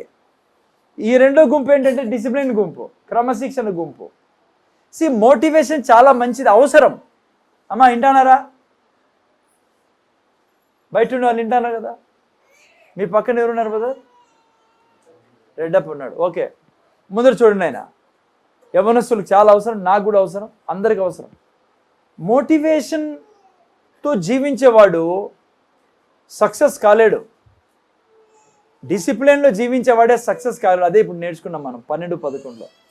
దుఃఖకరమే, కానీ అది లాస్ట్కి ఏం చేస్తుంది?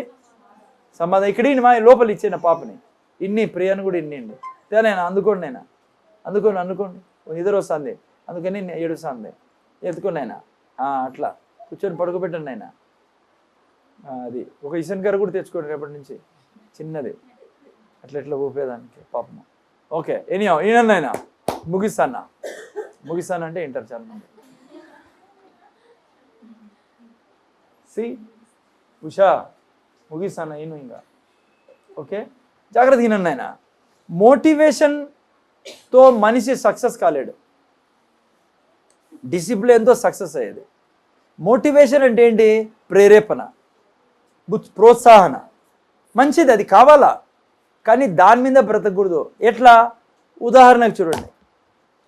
ఓకే, ఉదాహరణలు నేను మీకు ఇస్తాను. ఇది ఇప్పుడు మోటివేషన్, డిసిప్లిన్లో ఉండే క్రైస్తవుడే, డిసిప్లిన్లో ఉండే ఈవెన్ బయట కూడా అథ్లెట్ అందుకే సక్సెస్ అవుతాడు. మైకేల్ ఫిలిప్స్ ఎందుకు సక్సెస్ అయ్యాడు? మోటివేషన్తో కాదు. మోటివేషన్ అంటే ఏంటి? ఇప్పుడు ఉదాహరణకి ఈయన ముందర హలో బాబు ముందర చూడండి. ఇప్పుడు మీకు ఒక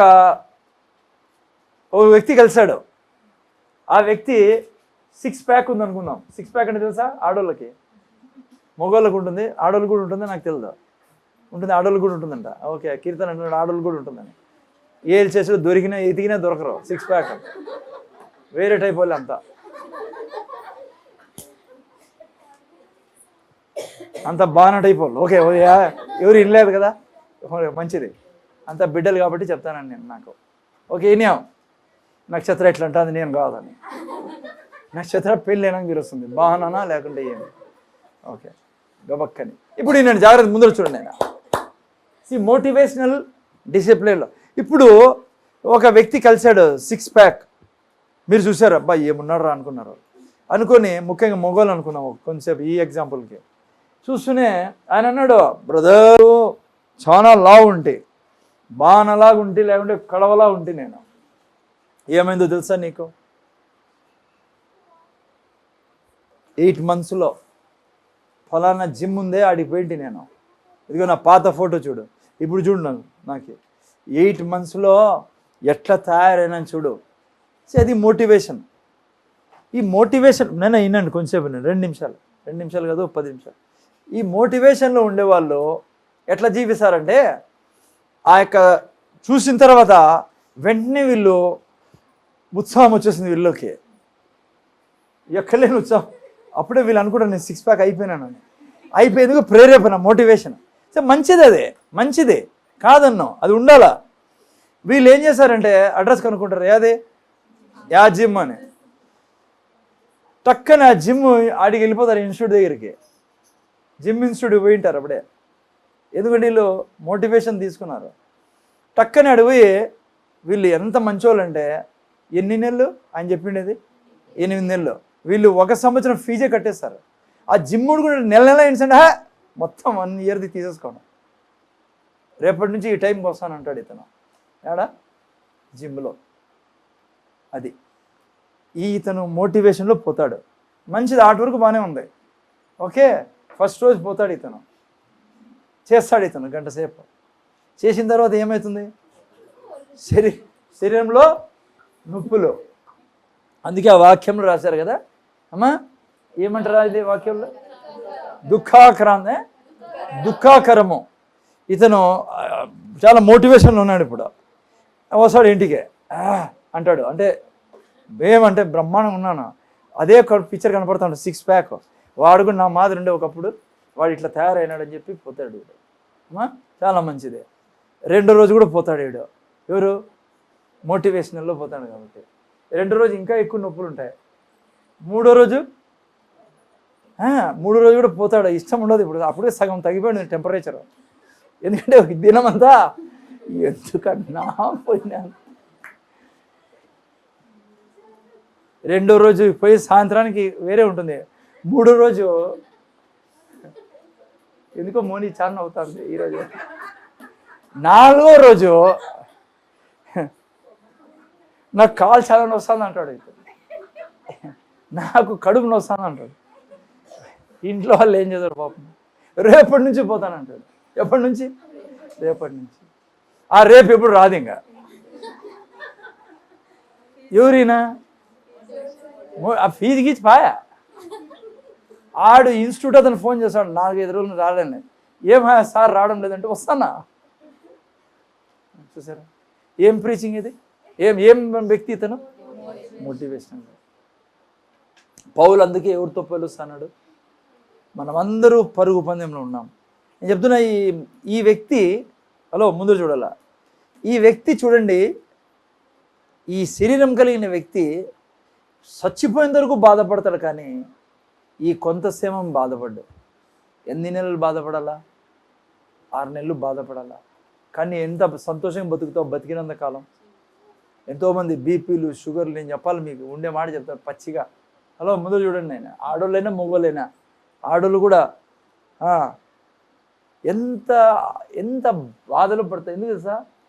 దేవుడు ఎంత కృపనిచ్చాడు, ఎన్ని దీవెనిచ్చాడు, ఎంత ఆశ. మనము ఖచ్చితంగా డిసిప్లిన్ ఉండాలి. దుఃఖకరమే, చదువు, నేను ఆ వాక్యం మళ్ళీ చదువును. చూడండి ఏం రాయబడిందో, పరిశుద్ధాత్ముడు రాయించినది.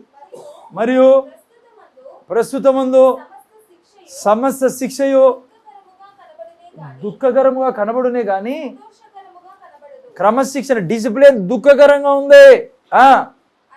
అయినను దాని యందు అభ్యాసం కలిగిన వారికి పిల్లరా, నేను చెప్తున్నా మీకు, నేను ఒక ఆర్మీ నుంచి వచ్చిన వ్యక్తిని. దాదాపు నెక్స్ట్ నేను ఏప్రిల్లో 60లో ఎంటర్ అవుతా. నాకు అసలుకి నేను చెప్తున్నా మీకు, ఈ బాడీని క్రమశిక్షణ పెట్టుకున్న వాళ్ళు చాలా హ్యాపీగా ఉంటారు. దేవుడు ఎప్పటికీ రోగం ఏడిపిలారా. మనం దేవునికి ఎప్పుడు ఆరోగ్యంగా, నువ్వు ఎక్సర్సైజ్ డిసిప్లిన్లో ఉండే వ్యక్తివి అయితే దేవుని కృప నీతో ఉంది. ఆల్రెడీ నీకు తెలుసు, సాతాను రోగంలో ఎలా నిన్ను చంపాలని కోరుకుంటా అంటాడు వాడు. నేను అన్యులను కూడా చూసా, చక్కగా బాడీ మెయింటైన్ చేస్తూ ఉంటారు. తిండి ఏం తినాలా, మంచిది పిల్లరా, అట్లా ఉండడము ఎంత బాగుంటుంది. చచ్చిపోయేంత వరకు ఎంత పీడ అది. డిసిప్లిన్లో మీరు ఏం తింటారో నాకు ప్రాపర్గా తినడము, దేవుడు పెట్టిన తిండి. సో ప్రోటీన్ తినాలా, ఫైబర్ తినాలా, ఓకే, ఆ తర్వాత ఆకుకూరలు తినాలా, అట్లా ఉండాలా. ఊరికి అనవసరంగా జంతువు మధ్య తినకూడదు పిల్లరా. మనం ప్రాపర్గా తినాలా. ప్లస్ మనం ఎవరు, దేవుని ఆలయమే ఉన్నాం, మనము దేవుడితో నిండి ఉన్నాం మనం. అర్థమవుతుందా? సో ఈ మోటివేషన్లో బ్రతికేవాడు భౌతికంగా బాగుండడు, ఫైనాన్షియలీ కూడా బాగుండడు, స్పిరిచువలీ బాగుండడు, ఫెయిల్ అయిపోతాడు. చూడండి ఇంకో ఎగ్జాంపుల్ ఇస్తాం మోటివేషన్లో బ్రతికే వాళ్ళు. అమ్మా, ఇప్పుడు సపోజ్ మనం చర్చిలో చూసామనుకోండి, పాప జెస్సీగా కీబోర్డ్ ప్లే చేస్తాం కదా, కీబోర్డ్ ప్లే చేసే వాళ్ళు ఏం చూసారమ్మా, వీళ్ళు వెంటనే కీబోర్డ్ కొనుక్కుంటారు. చాలామంది ఇళ్ళల్లో నేను కీబోర్డ్ చూసా, గిటార్ కూడా చూసా, అది బూజు పెట్టిపోయి ఆడ యాలబడతా ఉంటుంది. చాలామంది ఇళ్ళల్లో పోతాను కదా, వాళ్ళు ప్రేరేపణతో తెచ్చుకుంటారు. వాళ్ళు మోటివేషన్ చాలా బాగుంది, మంచిది. తెచ్చి ఆడబెట్టినారు అది గోడకి. ఒకరి ఇల్లు, కొంతమంది ఇళ్ళలో బూజు కూడా పట్టి ఉంటుంది. తెచ్చిన రోజు నేను చూశాను దాన్ని. కొంతమందికి నేనే కొనిచ్చాను కూడా, అందుకే సింధు రాలేదంటే నేను. ఎట్లుంది మన ఇంట్లో గిటార్, బాగుంది, కీబోర్డు చెడిపోయింది అనమాట. అది ఉండి చచ్చిపోయింది అది ఈ పాటికి. పోండ్రా నాయన, చచ్చిపోయింది కీబోర్డ్ లోపల, బ్యాగ్లో పెట్టింటుంది దాన్ని. ఊపిరాడగా చచ్చిపోయింది అది. నేను మెసేజ్ పెట్టా, కీబోర్డ్ నేర్పిస్తానని. చాలామందికి మోటివేషన్ వచ్చింది. ఆ రోజు చాలామంది ఫోన్లు చేశారు, దాడా ఫోన్లు. నేను గబక్కని తట్టుకోలేక టీచర్కి చెప్తే, అబ్బాయి చాలా మంది ఉన్నారు బ్రదర్ ఈడ అని.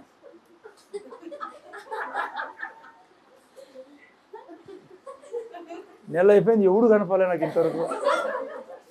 ఆ టీచర్ ఫోన్ చేసి మీరు ఏదో అన్నారంటే మర్చిపో అంటే, నేను ఆ మాటని మర్చిపో, ఎందుకంటే అది మోటివేషనల్. అది నేను గబక్కని కొనిచ్చింటే కీబోర్డ్ కూడా అందరూ గబగబ కొనేసేవాళ్ళం. ఆ తర్వాత ఉంది ఏంది, ఊరికి ఆడ ఎవరున్నా గిటార్ టక అంటే ఆడ కొట్టేది చూసి తల్లిదండ్రులు పిల్లలంతా గబక్కన పోయి కొనుక్కొని వచ్చుకుంటారు. ఆ తర్వాత చూసావా 2 రోజులు అట్లా కొట్టి ఆడ ఆల్బెట్టింటారు దాన్ని. అది పౌలు చెప్తాడు. ఇది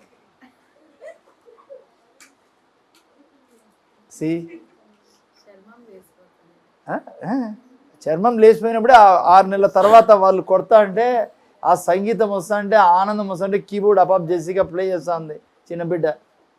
10 ఏళ్ళ నుంచి బంగపోయిన మన చర్చిలో వాళ్ళందరికీ హలో కొనుక్కొని అందరు పెట్టుకున్నారు కానీ ఎవడు పంచాడు. నేను 4 ఏళ్ల క్రితం చాలామంది కీబోర్డ్ తెచ్చిచ్చా, కొనిపించా. 4 years 5 years అయిపోయింది. కరోనా టైంలో కొనిండేది. అట్లే పెట్టుకున్నారు, దాచిపెట్టుకున్నారు. ఏడన్నా పాసిపోతుందేమో అని. హలో ఎందుకు మోటివేషనల్. ఆ తర్వాత ప్రాక్టీస్కి వచ్చే వాళ్ళకి ఈమెం తక్కువ పక్కనే కూర్చుంది ఈమె కీబోర్డ్ ఇగ్గే పాపం ఇగ్గి ఓ రోజు అంటుంది వస్తుంది ఇక్కడ నీ కీబోర్డు వద్దు నువ్వు వద్దు పోయిట్ నుంచి అలా నాకే. ఇంకేం చేస్తాం, కీబోర్డ్ ఎత్తి పెట్టుకుంటాం పైన ర్యాక్లో. సో ఆ పాప జెసికా ఈరోజు ప్లే చేస్తానంటే అందరూ బాబా అంటారు. ఆ పాప ఎన్ని తిప్పలు పడతాను తెలుసా పాపం. వాళ్ళ అమ్మ ఎంత తిప్పలు పడతాండి. వాళ్ళ అమ్మ ఒకసారి నాకు స్టోరీ చెప్తే, అమ్మయ్య ఇంత భయంకరంగా పని, నువ్వు భయపడదు, ఇప్పుడు ఏ చర్చలో వచ్చాడు నా బాధ్యత, నువ్వు ఇంట్లోనే కూర్చో, నేనే టీచర్ ఇంటికాడ తీసుకొస్తా. అప్పుడే 2 టీచర్ తీసుకొచ్చా. అంతకుముందు ఆమె పాపం స్కూటీలో పాపను కూర్చోబెట్టుకొని కీబోర్డ్ పెట్టుకుని పోయేదంట పాపం. అక్కడికెక్కడికో పోయేది పాపం. 2-3 ఏళ్ళు ఎంత కష్టపడింది. నెల డబ్బులు వేలు పంచింది పాపం. నేను చెప్పి తల్లి నువ్వు హ్యాపీగా ఉండు, నేను ఫీజు మాట్లాడతా, నేనే టీచర్ని పెడతా, చక్కగా చూడండి ఇప్పుడు హ్యాపీగా నేర్చుకుంటాము. ఈమె నేర్చుకుంటుందమ్మా, ఈమె భలే నవ్వుతుంది లోపలేమో. హలో ఏది ఇట్లా అన్నాను అంటే ఎస్ అనే నో అనే పండ్లు నో ఎస్ అను 6 నెలల లోపల నిలబెడలా, మళ్ళీ అది పెట్టి ఆడ హ్యాంగ్ చేసే ఒక కీబోర్డ్ని. కీర్తన ఆల్రెడీ పెట్టింది, ఆడ పూజ పెట్టింది. కీర్తన వేరే మన శిష్యురాళ్ళు తిమోతి టైపు, పౌలుకి తిమోతి. రేపు ప్రీచర్ అవుతుంది, పెద్ద ప్రీచర్ అవుతుంది. గోమాత ఉన్నట్లే మాకు. నువ్వు ఒక మంచి అలవాటు చేసుకున్నావు, ఏడ్సవి కూడా, అదే నా సంతోషం. మంజుల యొక్క శిష్యురాల. ఓకే ఎనీహౌ సి ఈవెన్ మీరు చూసి చెప్పలేరా, యేసు ప్రభు కూడా ఓకే మీరు చూస్తే ఈ యొక్క డిసిప్లిన్ అనేది ఎక్కడి నుంచి వచ్చింది తెలుసా? Root word disciple. నువ్వు డిసిప్లిన్ లేకుండా డిసైపుల్ కాలేవు దేవునికి, యేసు ప్రభుకి. అందుకే డిసైపుల్ పరిపాలిస్తాడు పిల్లరా, బిలీవర్ కింద మీద పడతా ఉంటాడు. సో ఈ రూట్ వర్డ్ వచ్చి డిసిప్లిన్. ఈవెన్ యేసు ప్రభు చూడండి, దేవుడు ఆయనకి ఎందుకు డిసిప్లిన్ అవసరము? కొద్దిగా మీకు టైం ఎక్కువ లేదు కాబట్టి రేపు వారం మళ్ళీ తీసుకోండి. మీరు చూడండి కొన్ని వాక్యాలు, మీకు లూకా సువార్త 4:16, లూకా సువార్త 4:16 తొందర తీయండి. అది కరెక్ట్ ఏమన్నామా? తర్వాత ఓకే ఆయన తన పెరిగిన నజరేతులకు వచ్చాను. అది ఏం చెప్పునా? యాజ్ హిస్ కస్టమ్ అని రాబడింది ఇంగ్లీష్. డిసిప్లైన్, దేవునికే డిసిప్లైన్ ఉంది. ఎక్కడ పోయే డిసిప్లైన్? చర్చికి పోయే డిసిప్లైన్. నాయన ఈనాలైనా ఎక్కడ పోయే డిసిప్లైన్? చర్చికి పోయే డిసిప్లైన్. ఆ తర్వాత మార్క్స్ వార్త 14:49 వరకు చదవండి.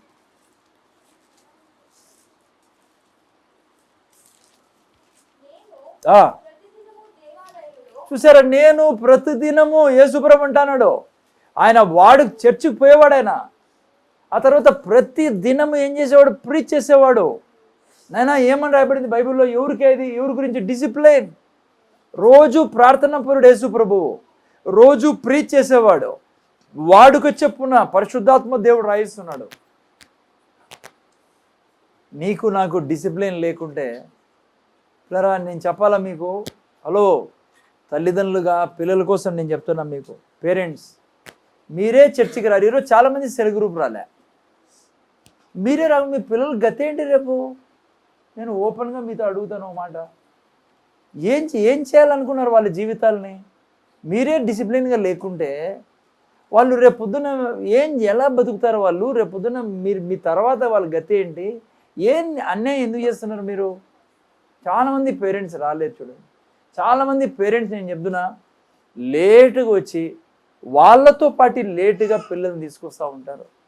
ఎక్కడికి వెళ్తున్నారు మీరు? మీకు తెలుసా ఈరోజు వెస్ట్రన్ వరల్డ్ ఒకప్పుడు అపోస్తులు తిరిగిన స్థలాలు అవి ఈ వెస్ట్రన్ కంట్రీస్లో. ఈరోజు చర్చెస్లో జనం లేక చర్చెస్ని హోటల్స్కి ఇచ్చేస్తున్నారు, బార్లకు ఇచ్చేస్తున్నారు, మసీదులకు ఇచ్చేస్తున్నారంట, గుళ్ళకి ఇచ్చేస్తున్నారు చర్చిల్ని.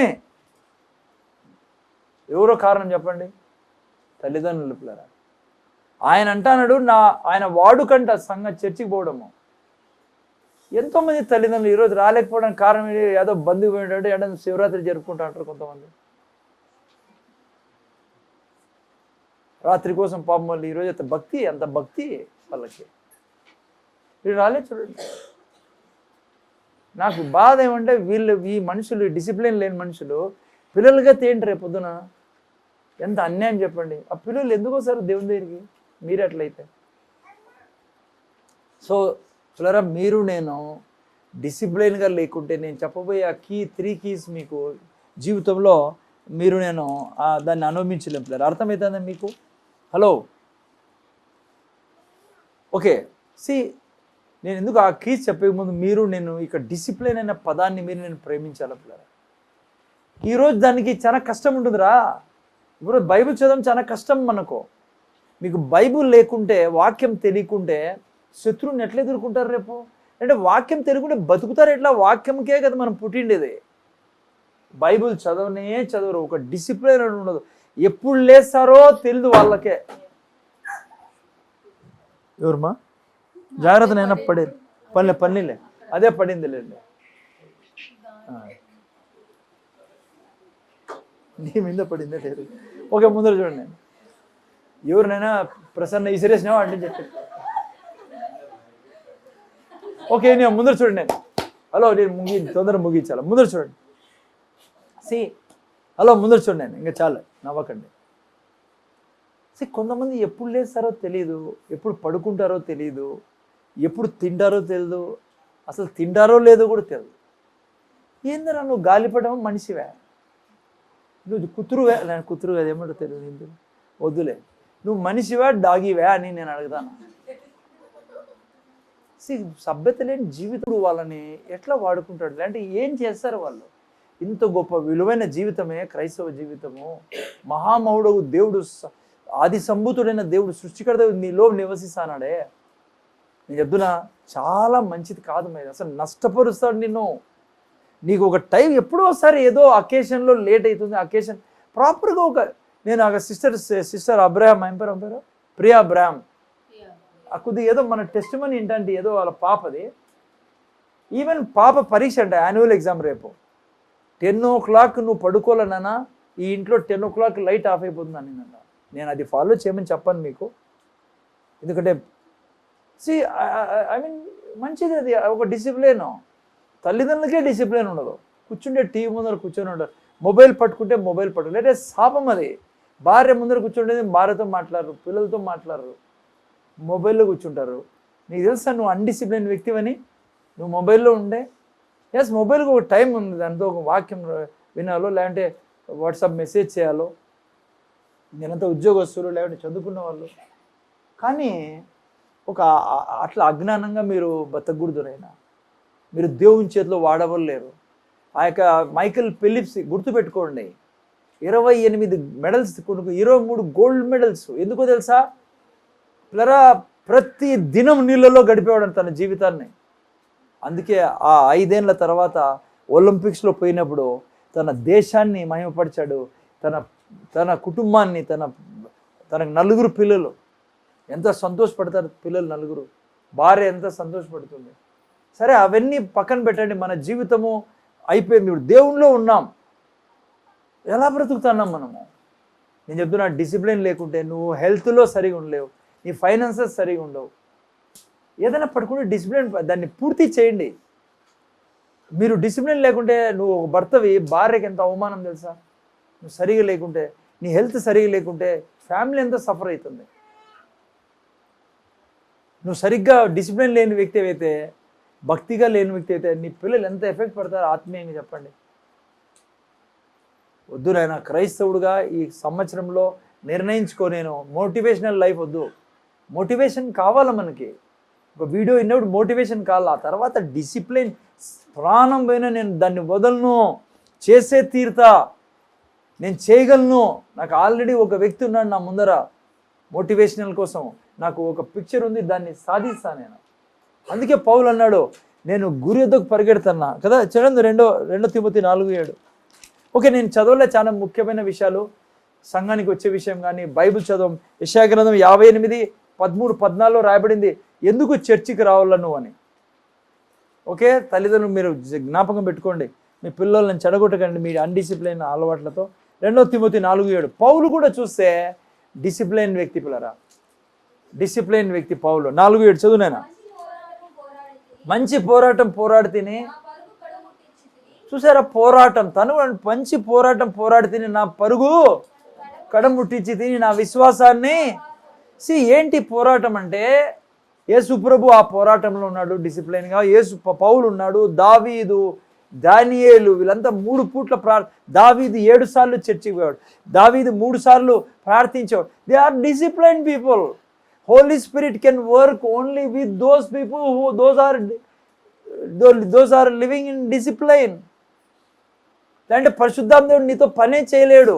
నువ్వు ఇప్పుడు పడుకుంటావో తెలీదు, లేస్తావో తెలీదు, నీకు 5 గంటలకు అలారం మోగిన తర్వాత ప్రాణం పోయినా సరే నేను లేస్తా, అప్పుడు పరిశుద్ధాత్మ ఉంటాడు, ఈ బిడ్డను నేను నమ్ముతాను. నేను బిల్లిగ్రామ్లో అనాలి, మీరు నేను దేవా నన్ను నమ్ము నువ్వు అని. దేవుడు చెప్పాలి, నువ్వు నమ్ము ప్రభా నన్ను, నీ కృప నాకు ఈ ప్రభా, నేను జీవితం. ఎవరు చెప్పే అమ్మ డిసిప్లైన్ వ్యక్తి పౌలు.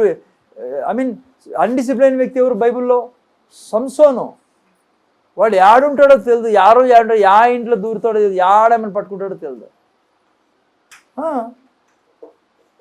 వేస్ట్, కళ్ళు పీకేసారు అతన్ని, కళ్ళు పీకేసారు సంసోనువే. సౌలు అన్డిసిప్లైన్ వ్యక్తి, మనుషులు ఏం చెప్తే అది, మనుషులు ఆడిపోతే అది. దేవుడు, హలో, మిమ్మల్ని నన్ను దేవుడు చూస్తూ ఉన్నాడు అనుక్షణము. మీరు నేను దేవుని యొక్క బిడ్డలము, దేవుని యొక్క శిష్యులము. అన్డిసిప్లైన్ ఉంటే నీ లైఫ్లో నువ్వు ఎప్పటికీ ముందుగా, ముఖ్యంగా లేడీస్ వినండి, మీ అన్డిసిప్లైన్ వల్ల ఇంట్లో ఫైటింగ్సే ఉంటాయి, ఫైనాన్స్ బాగుండదు, పిల్లలు చెడిపోతారు. ప్లీజ్ జాగ్రత్తగా బతకండి, దానికి లాభం ఉంది. అదే బైబిల్ అనేది 12:11 ఏం ఫలం ఉంటుంది? సమాధాన ఫలం ఉంటుంది. నువ్వు ఒక మంచి భర్తవైతే, మంచి హెల్త్ కలిగి, మంచి ఫైనాన్స్, మంచిగా ఒక డిసిప్లిన్ ఉంటే నీ పిల్లలు బంగారుల పిల్లలుగా ఉంటారు. ఎందుకు బతుకుతావు నువ్వు భూమి మీద డిసిప్లిన్ లేకుండా? డిసిప్లిన్ చాలా ఇంపార్టెంట్ ప్లేయర్. టయానికి చర్చికి రావడం, ఒక మంచి ఒక క్యారెక్టర్ ఉండాలి పర మనిషికి. గాలిపడమా మనం? కొంతమంది ఎప్పుడో సరత, ఏదో అకేషన్, ఏదో కొద్దిగా లేట్గా, అసలు వాళ్ళకి ఒకే పద్ధతే ఉండదు వాళ్ళకి.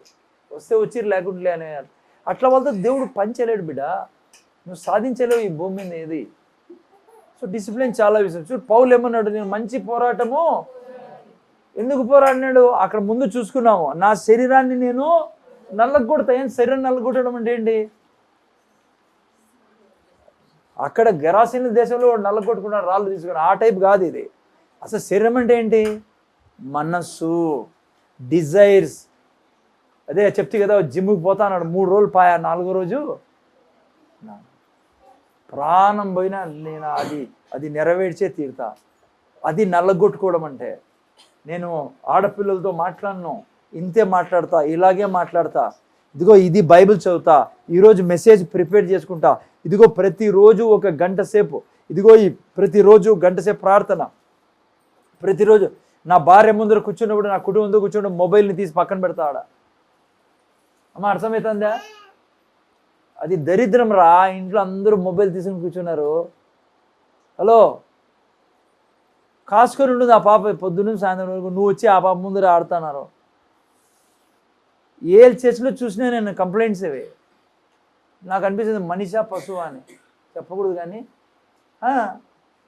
హలో మనిషేనా? నువ్వు పొద్దునుంచి పోయినావు, ఆడుకు పోయినావు, పనికి పోయినావు, భార్య కాసుకొని ఉంది పాప నీతో మాట్లాడేకి. నువ్వు వచ్చి పాప ఏడుస్తా ఉంది అట్లా గోంగులు పెట్టి. తెలుసా మీకు? మనిషి ఎవరు తెలుసా వాళ్ళు చేసేది? ఈడు రానోళ్ళే. అది కూడా చెప్తాను నేను. వీడు వచ్చి సక్రమంగా బుధవారము, ఫ్రైడే, సండే వాళ్ళు చేయరు ఈ పని, చేయరు. వాళ్ళు మారుతారు. కనీసం చేస్తానే గుర్తొస్తుంది, అరే ఈ వాక్యం విన్నాను కదా అని. వీడు రానోళ్ళే. రాండ్రంటే రారు.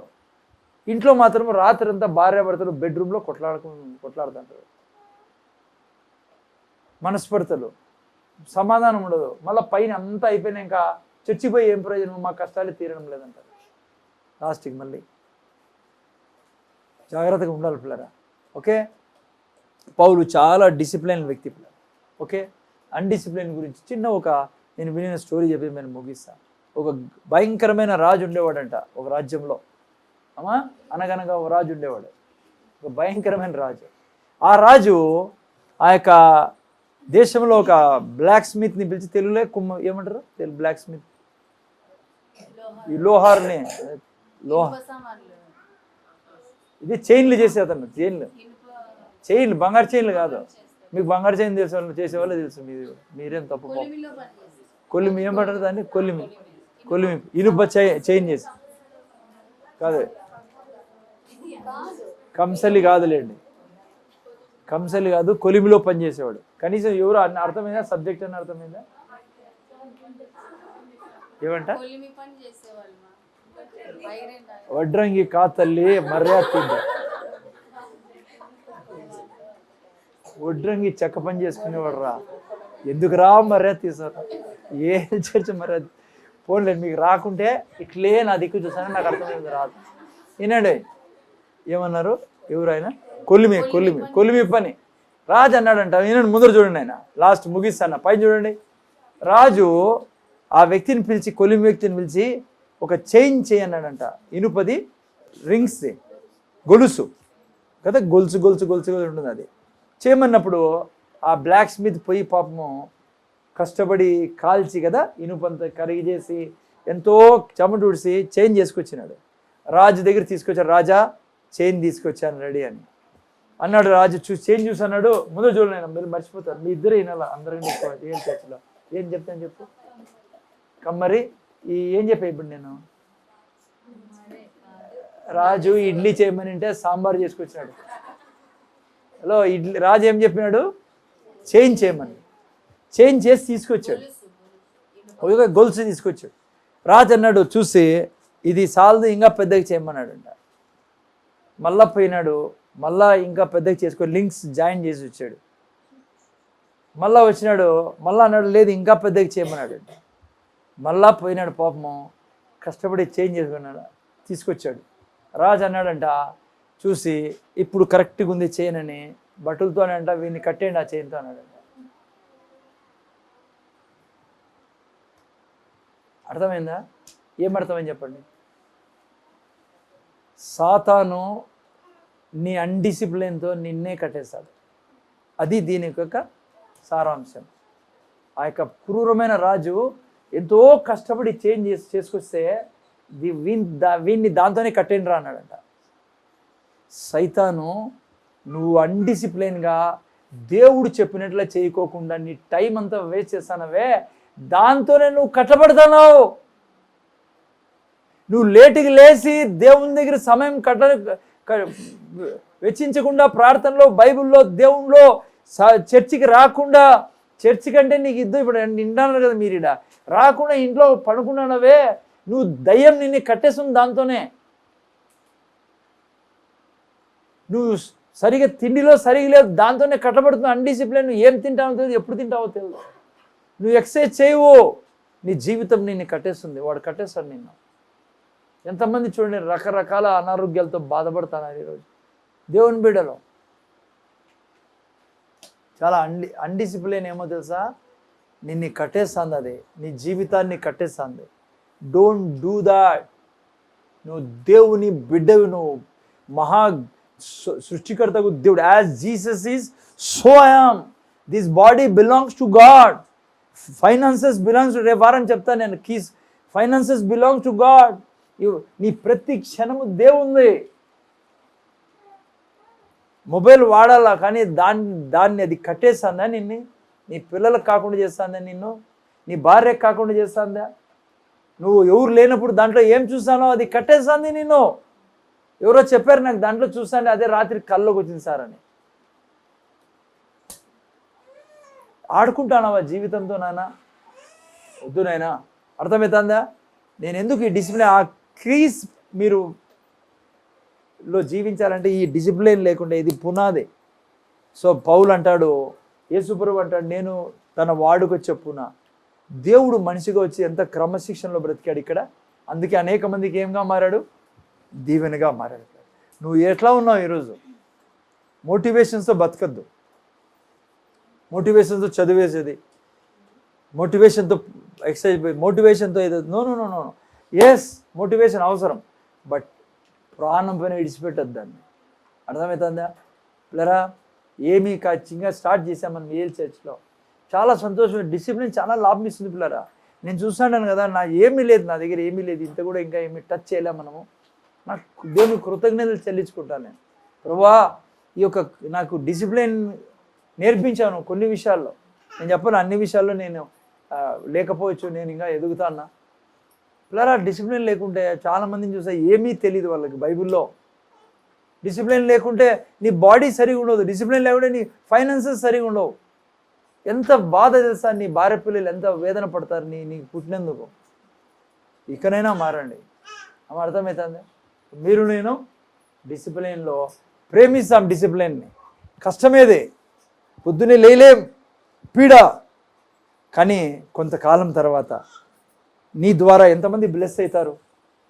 ఈరోజు గొప్ప గొప్ప దైవజనులు, పాస్టర్ క్రిస్ అట్లా వాళ్ళు, లేకుంటే ఇంకా మనం జోసెఫ్ ప్రిన్స్ అట్లా వాళ్ళు, వాళ్ళ కష్టార్జితం ఈరోజు ప్రపంచం దీవించబడుతుంది. వాళ్ళు రాత్రులు మేల్కొని చదివి దేవుని వాక్యాన్ని, నువ్వు చదువు దేవుని వాక్యం ఇంకో దీవెనగా ఉండవు. ముఖ్యంగా ఈ జనరేషన్ చాలా సోమరి జనరేషన్ పిల్లరా. నేను చెప్పకూడదు కానీ మాట, ముఖ్యంగా దేవుని బిడ్డలు ఎవరో ఒకడో ఇద్దరు ఉంటారు. చర్చిలో ఒక 100 మంది ఉంటే ఎవరో ఇద్దరో ముగ్గురో కష్టపడుతూ ఉంటారు. దేవుడు వాళ్ళని 100 రెట్లు ఈ భూమి మీద ఇస్తాడు వాళ్ళకి. సో డోంట్ లివ్ లైక్ గాలిపటం మాదిరి ఉండదు. దయతో ఆ చైన్ని గుర్తుపెట్టుకో. వాడు నీతోనే తయారు చేపిస్తాడు. నీకు అలవాట్లన్నీ వేసి నిన్నే బంధించేస్తాడు వాడు. ఓకేనా? అట్లా చేయకుండా మనం దేవునిలో ఉందాం. దేవుని కృప మన మీద ఉంది. డిసిప్లిన్లో ఉందాం. డిసిప్లిన్ కావాలంటే డిసిప్లిన్ ముఖ్యం మీకు నాకు. ఓకే, ప్రార్థన చేసుకుని, తండ్రి మా ప్రభు యేసుక్రీస్తు నామములో మాకు అవసరం తండ్రి. ఈ పట్టణము, ఈ యొక్క దేశం, రాష్ట్రం చూస్తున్నా ఏ భయంకరమైన స్థితిలో ఉందో. నీ బిడ్డలమైన అన్యులు డిసిప్లిన్లో ఉన్నారు. వాళ్ళ శరీరం గురించి, డబ్బు విషయంలో. దేవుని బిడ్డలమైన మేము, దేవుడే మనిషిగా వచ్చి డిసిప్లిన్లో ఉన్నాడు. అపొస్తలుడు పౌలు అంటాడు, నేను మంచి పోరాడి తిని నా విశ్వాసాన్ని. ఎందుకంటే దయ్యం వెనకలు పడింది పౌలుకు కూడా. డిసిప్లిన్లో లేకుండా చేయాలా, పరిశుద్ధంగా లేకుండా చేయాలా, ప్రార్థన జీవితం లేకుండా చేయాలా, వాక్యం చెప్పకుండా చేయాలని. కానీ పౌలు అంటాడు, నా విశ్వాసాన్ని కాపాడుకున్నాను. అవును తండ్రి, భక్తిగా జీవించినాను నేను, తన శరీరాన్ని నల్లగొట్టుకున్నాను అంటాడు ఆయన. అవును తండ్రి, ఏం తినాలో అదే తినాలి, ఎంతసేపు పడుకోవాలి అంతసేపే పడుకోవాలా, ఇష్టానుసారము పడుకోకూడదు, మంచిది కాదు అది. బైబిల్ చెప్తుంది సోమరితనము దారిద్ర్యాన్ని తెస్తుంది నీ జీవితంలో. ఇక్కడున్న బిడ్డలందరూ ఈరోజు విన్నవాళ్ళు, ముఖ్యంగా పిల్లలు చర్చికి వచ్చే విషయం, సెరుగురికి వచ్చే విషయం జాగ్రత్తగా ఉండడానికి సాయం చేయండి. ఎందుకంటే వాక్యం ఈనాల మేము వాక్యానికి పుట్టినాం. వాక్యం తెలుసుకోవాలా. వాక్యమే డబ్బు తెచ్చేది, వాక్యమే ఆరోగ్యం తెచ్చేది, వాక్యమే దురాత్మల మీద విజయం ఇచ్చేది. వెనుకోకుంటే వాక్యం ఉండదయా. ఈ బిడ్డలు అర్థం చేసుకుని సాయం చేయి. చాలామంది తల్లిదండ్రులు పిల్లలకు అన్యాయం చేస్తున్నారు. జ్ఞానం ఈ తండ్రి వారు సహాయం చేయమని మా ప్రభు మా రక్షకుడు యేసుక్రీస్తుని వేడుకొచ్చున్నాం తండ్రి. ఆమేన్. ప్రార్థన చేసుకుందాం. ముఖ్యంగా చిన్న ప్రేయర్ నేను ఉమా కోసం, వాళ్ళ కుటుంబం కోసం చేయాలా. ప్రార్థన చేసుకుని తండ్రి, సోదరు